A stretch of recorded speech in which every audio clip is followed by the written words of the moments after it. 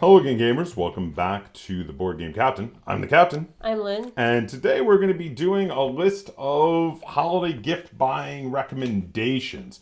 Now, this is, of course, not, all-inclusive. We just picked a few categories of gamers that might be gamers in your life and how to shop for them with some suggestions of, and examples of types of games you could get for them. But, of course, there's many other things, and you could look through our reviews and other channels' reviews for other examples of great games that might be in print that also you might be able to get for people. But this is a good place to start. Would that make sense? Yeah. So like we're giving you a launch pad, a good place to start with.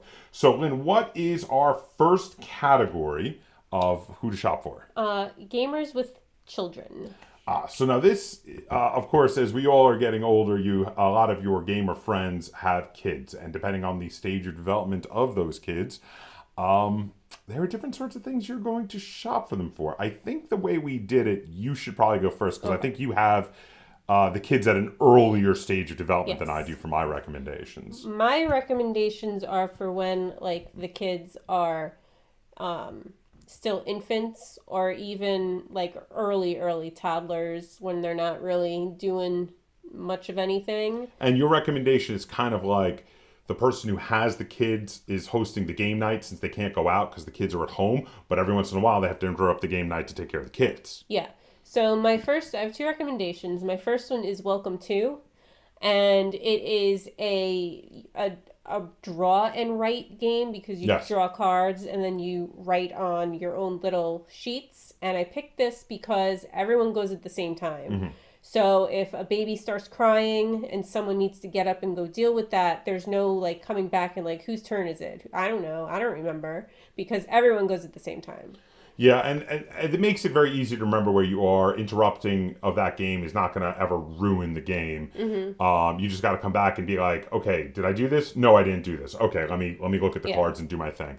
Now, your second recommendation is for the same reason, right? It's another simultaneous play. Yeah, it's Era Medieval Age, and this one is you're rolling dice and you're building your own little medieval settlement on your own board. So again, it's everyone is doing their own thing at the same time. If you need to get up and go deal with something, you can just come back, and other people's turns, what they do, don't affect your board at all. You can... Yeah. It's all simultaneous. It's like everyone's playing a solo game at the same time. All right, so what's our next category we got going? You didn't say yours. Oh, silly me. Mine is a group of games, and this is when the kids are a little older. So mine is for kids who are 4 to 7. And the idea is basically now most gamers before they have kids are never going to buy games from this particular company. But once they have kids, and maybe once someone starts buying them as gifts for them, this is the sort of thing that they'll suddenly really like this company, and that is Haba. Haba is a family weight games company that makes a lot of games that are playable for kids ages 4 to 7. And of all different varieties. They have dexterity games, stacking games, dice games, full-on board, adventure games, all sorts of different stuff. And we've bought games from this company for friends and family members who have kids, and they've loved them. So, this is not specific games, but just Haba games in general is one of the best games out there for games that are for kids, but the adults will enjoy them too. So, and of course, if you're a gamer and you have kids, you want your kids to get into board games, because when they're older, you're going to want them to be playing the more advanced games with you. Does that make sense? Mm-hmm. All right, what is our next category?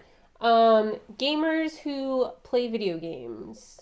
Well, you went first on the first one. You want to keep going first on the rest of them? Okay. All right, so what do you got for gamers who are also video gamers? What do we got? So I, again, have two games. My first one is for I guess, the very casual phone gamers. And it is Potion Explosion. Yes. And it is because you're looking at all the marbles and you're trying to pull out marbles to make the same color marbles clack together. It plays like a puzzle So game, it's very much like something you would just play on your phone to waste 10 minutes. Like Candy Crush or what are some of the others that are like that? You've played a bunch of them. Do you even remember the names though? No. They're all interchangeable. Yeah. All the games that are like Candy Crush clones, it plays like that as a board game. Like Bejeweled, I think, is the Microsoft one. Yeah. Yeah. What's the other one you got? Then I have The Adventures of Robin Hood. Now, this is for a very different style of game. Which is like an adventure game where you're playing Robin Hood or, Robin Hood has to be in the game, but then the other players are like Maid Marian or Little John, and you are, going around and fighting people and getting different items to use and trying to achieve whatever the little, what's the word? Objectives? Objective. Did you brain cramp on objective? Yeah. Whatever the objective of that chapter is. So now I've got a bunch of games that either are actually based off of existing video games or just feel like video games in their mechanics. And I got quite a few here. These are all recent, so these are all still in print. The first one I have is D&D Trials of Tempest. Now, we reviewed this not too long ago. This one very much feels like an adventure crossed with a MOBA game. There's a lot of video game type mechanics in it. You have this general D&D fantasy world, but you go on quests and have to complete adventures and kill bad guys and stuff to get points. Then I've got a bunch of games that feel like MOBA games. We've got Skytear, which is another one, very good game, feels like a MOBA game, as well as Cloudspire, another one which uses these lovely clacktastic poker chips for the pieces and has like neoprene game mats, and again feels like a MOBA. And then some that are specifically based on actual video games. I've got Anno 1800, again based on a video game. This is not like a MOBA game. This one's like a resource management, island building, civilization building game. And then you've got Northgard, which is kind of like a 4X light game, but again based on an actual 4X video game.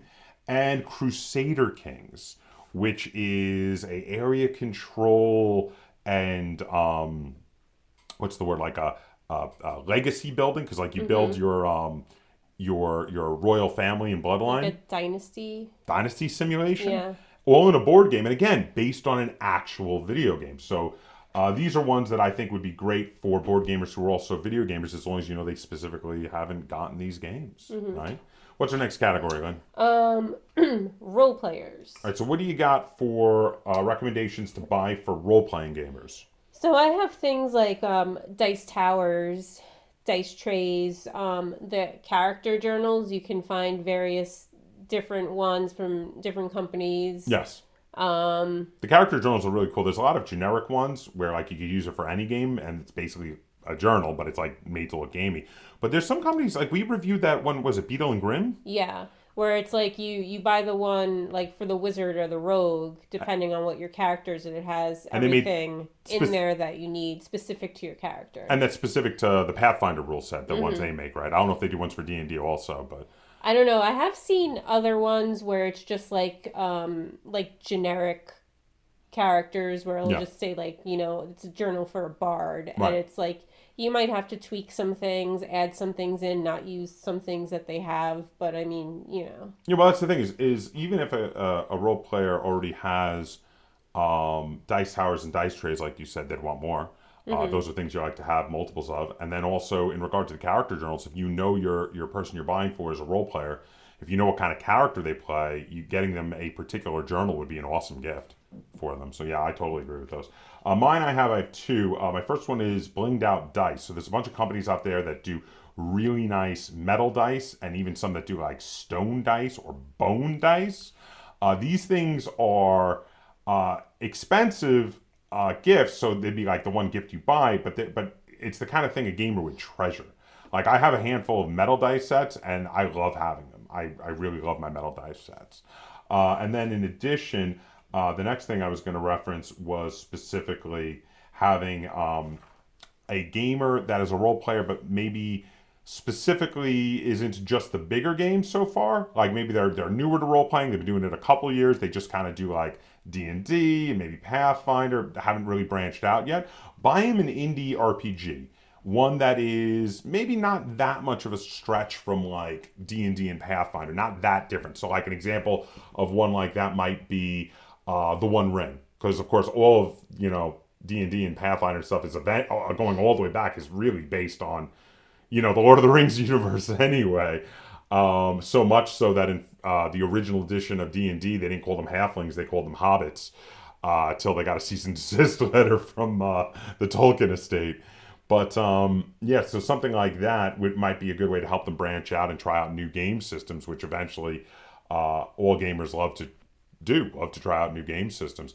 In addition, if you know they specifically like certain genres or certain IPs, like for instance, if they're really into the Blade Runner movies, you might get them the Blade Runner role playing game or something like that. Also, if they're just specifically into standard fantasy games, other indie fantasy role playing games, like for instance, Mazes would be another good one that you could get for them. And these are there are plenty out there. There's a ludicrous number of them, and it's always good to try out new rule systems just to spread your knowledge. So I think most gamers would appreciate getting a gift of a new game system, because it can be a bit overwhelming to figure out which one to try yourself. But if someone gives it to you, you're just like, oh, cool, new game system. I'll have to check this out. Do you agree with that? Yeah. All right. What's our next category? Nostalgic games for gamers. Okay, so what do you got for that? So I have, my first one is Masterpiece Mystery Motive for Murder. Okay. Which, if you grew up watching PBS and watching the that Masterpiece show, Mystery, yeah. It would be nostalgic for you. My second one is more of, it's not a specific game. It's just, you can go on Etsy and search for old out-of-print classic games. Yeah. If you have one particularly in mind, you can, do a search for that, or you can just search in like vintage board games or something, and like games that you've never heard of will come up. This is the sort of thing you could also find like at flea markets or antique malls. You can a lot of times find the really old school classic games, and we've actually found quite a few of them. Either to just buy, or you've given me some as presents, which is really cool. And speaking as a gamer, I enjoy having some of these in my collection, regardless of how often they make it to the table. There's just a certain thrill about having little bits of gaming history on the shelf. So that is really cool. Anything else you got in that? Nope. So for my nostalgic gamers, I've got a whole group of games and a couple of specific examples. It is the Funko Games line from Prospero Hall. The Funko Games line have a ton of games with incredibly awesome nostalgic theming to them, but they're actually good games. A lot of times these official IP games, they'll be like, but the game's not that great. These ones are actually good, and a few that I have stand out that I've played that are really good as examples are the Rocketeer board game. Absolutely fantastic 2-player heads-up game where one player is the good guys, the other is the bad guys, and you actually thematically play out the events of the movie, which is phenomenal. The Pan Am board game, where it is a route building game, playing out like the dawn of the airlines as Pan Am is buying up all the little airlines and spreading their routes across the world. You are playing smaller airlines who are trying to build up the businesses to eventually sell them off and make money to Pan Am, which is really interesting. And Rear Window, which is a bit of a deduction game, plays out the theme of Rear Window, where you have to figure out if a murder actually happened, and if so, who did it. All these are really cool, and they're all those Funko games kind of by the design team at Prospero Hall, which I think are really cool. Thoughts on that? Yeah. Okay, just a stamp of approval. Yeah. Fair enough. All right, what's our next? So we have gamers without a lot of time. Right. So this is a lot of us. We used to be big gamers back in high school and college, and then we get into the workforce. We get married. Maybe you have kids or something like that, and your time gets really restricted, and you suddenly no longer have time for a regular role-playing game meetup, or to meet up to play Twilight Imperium or Axis and Allies, or something that's big and takes like 6 to 8 hours, or something that you have to meet up regularly for. So what do you got as recommendations for purchases for that kind of gamer? I went with shorter games. Short but fun. Yes, games that'll take maximum probably half an hour to play. So first I have Catan Dice. This is a compact version of Catan. Yeah. And it's a roll and write, so it goes pretty quickly. It definitely does. I also have Kodama, which is you're building a tree for the tree spirits. Yes. It's kind of like a card drafting, card placement, because you got to place it to make sure that the branches are growing correctly. Almost set collecting, because you're making the sets of symbols along the cards, which is cool. And I also have Cat Lady, because it's another quick game that you can just like play in less than half an hour. Another big set collector. Yeah. Good. These are good, like light but fun, but engaging enough. Like they're not super. None of these are heavy. These are all kind of lighter games, but they are engaging enough that you do feel like you are engaged for the time that you're playing them. And they're good for people who maybe only have a few hours one day to play a couple of games. Now I've got ones that specifically are games that I feel evoke the feeling of larger games in a smaller, faster package. These are all games that when you're playing them, you are reminded of those bigger, longer games that you don't have time for anymore. But in a good way. It scratches those itches for you. It doesn't make you feel like, oh man, I wish I could play those. It makes you feel like, oh, this is great. I can play this now since I don't have time for that. And the games I have first is Token Terrors, which is kind of like similar to a pattern forming or abstract strategy game, but plays out as a kind of 1v1 sort of strategic battle, as well as Mythic Mischief, which plays out as, again, a strategic movement and kind of area control game. Both of these evoke larger games, larger 1v1 kind of strategy board games that they are similar to, but in a lighter, faster package. Then I have Professor Treasure's Secret Sky Castle, which evokes a lot of 1v1 card battle games. It's a lot of play and response and playing out combinations of cards done in a programming method to try to steal the treasure from a castle. Again, evoking these larger strategy games, but in a lighter, faster package. And finally, I have Island Siege. Not finally. I have one more after that. Next one I have is Island Siege, which allows you to colonize islands, build ships, and build island fortresses and attack each other's island fortresses. Feels like a big, almost area control battle sim, but done with cards and dice in a small package. Really fun game. Really enjoyed this one. Been in the collection for a long time. And the last one I have is Varia, which is another one that evokes card battle games and feels like a fighting video game done as a card game. Crossed with a card battle game. Really cool. Lots of different characters to try out. All the characters come with their own pre-constructed decks. So for people who used to like collectible card games but don't have the time to build their own decks anymore, you get Varia. You get a few characters. You just grab a deck and go. You're like, I'm going to be this big barbarian dude with an axe. And Lynn's like, I'm going to be this sneaky assassin dude with a dagger. And you just play.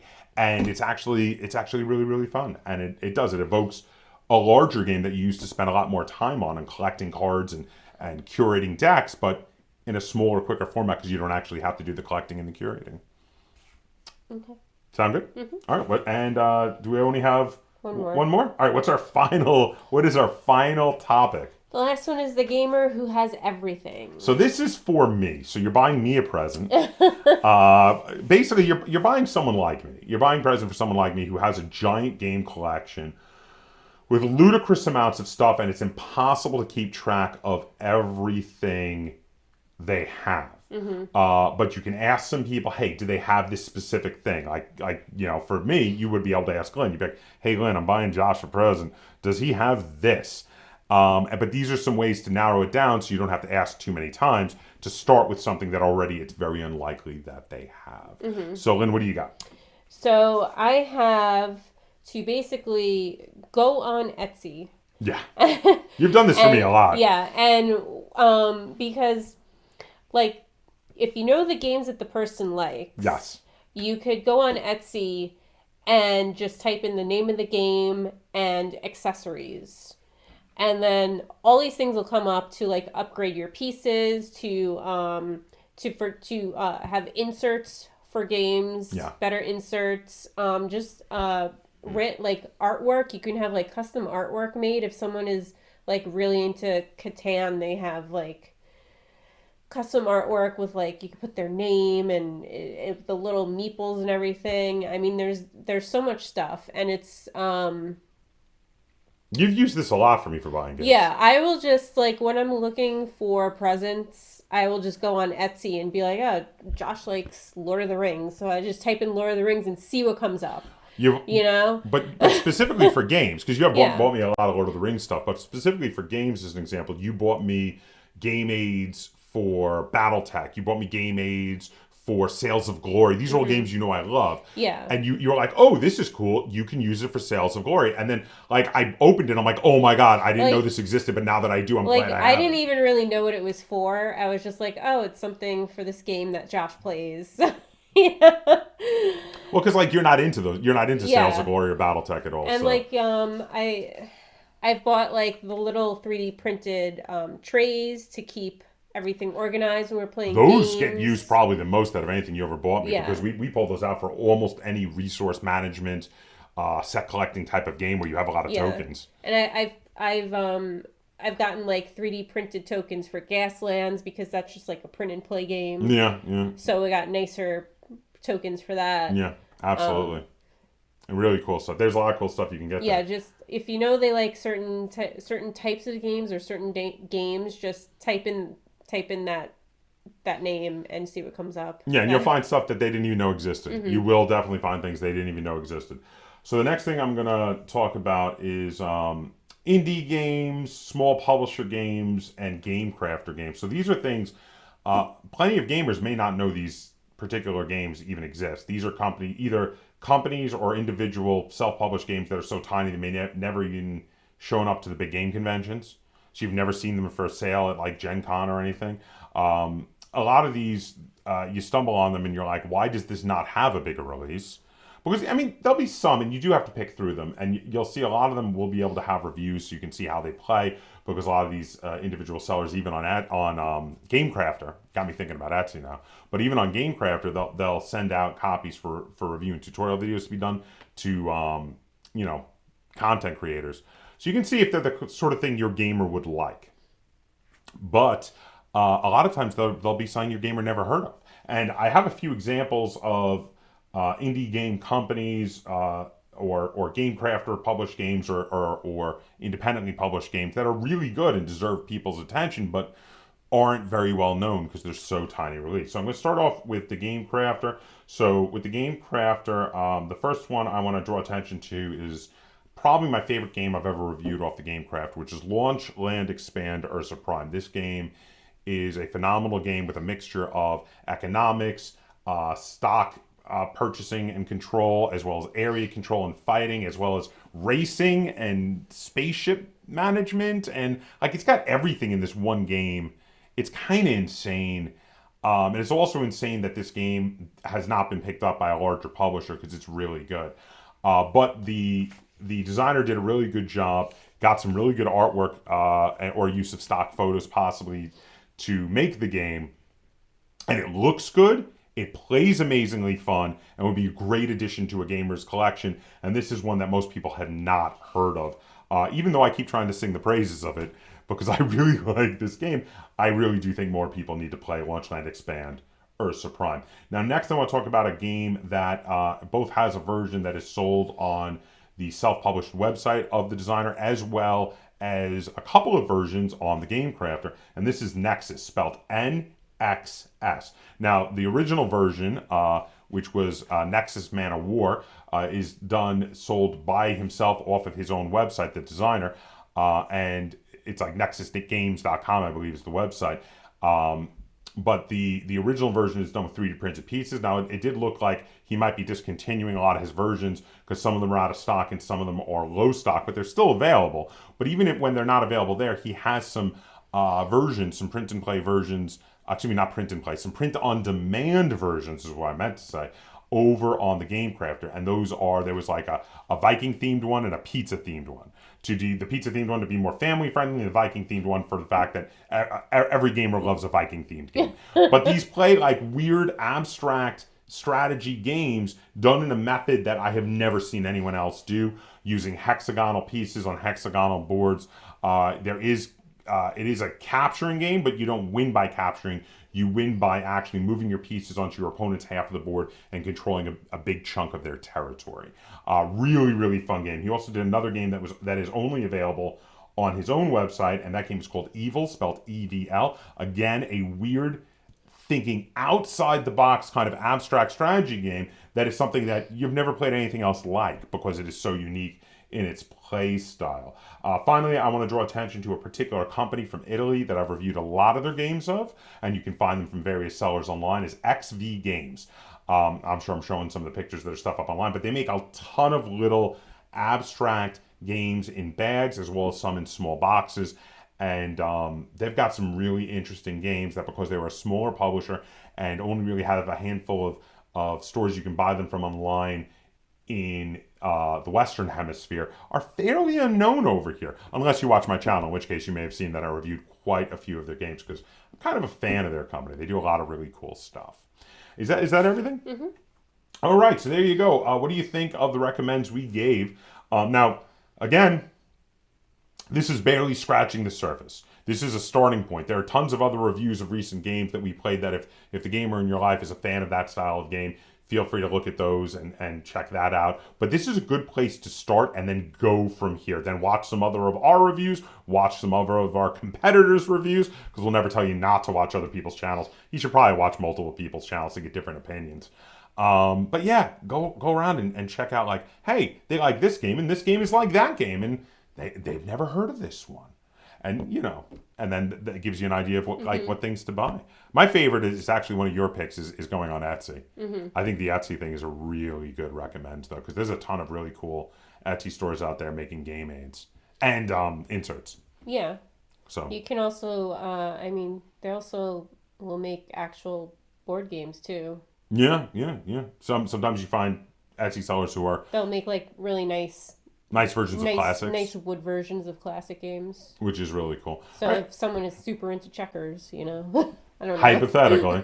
Or maybe super into a more obscure classic game like Nine Men's Morris or something. Or Konane. Yeah. You probably find some versions of Konane on there. So there you go. If you enjoyed this recommendation video, be sure to give it a like. Share it on all forms of social media. If you haven't already, please subscribe to the Board Game Captain. That's Captain spelled with a K on YouTube. And until next time, game on.